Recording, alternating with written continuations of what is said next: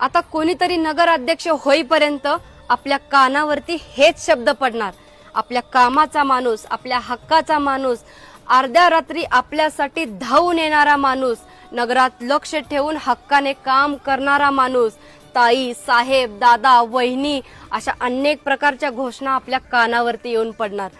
तर पुढील चिन्हाच्या समोरील बटन दाबून भरघोस मतांनी विजय करा। अरे हे सगळं बंद करा। मला सगळ्या जनतेंना एकच सांगायचं आहे की उमेदवार गरीब असला तरी चालेल, पण आपण सांगण्याआधी आपल्या नगरात लक्ष ठेवून काम करणारा पाहिजे। फक्त मतदानाच्या वेळेस घरासमोर येऊन हात जोडून मत मागेल असा उमेदवार निवडू नका। जो खरंच माणुसकी जपून आपलं कार्य करेल अशा उमेदवाराला निवडा। मत कुणाला द्यायचंच असेल तर ह्या वेळेस एक उमेदवार असा निवडा जो खरंच माणुसकी जपणारा असेल आणि आपल्यासाठी खरंच धावून येणारा असेल। एक नवा चेहरा, एक नवा उमेदवार म्हणून निवडा आणि आपल्या नगरासाठी त्याची निवड करून त्याला खरंच मतदान करून त्याला भरघोस मताने निवडून आणा।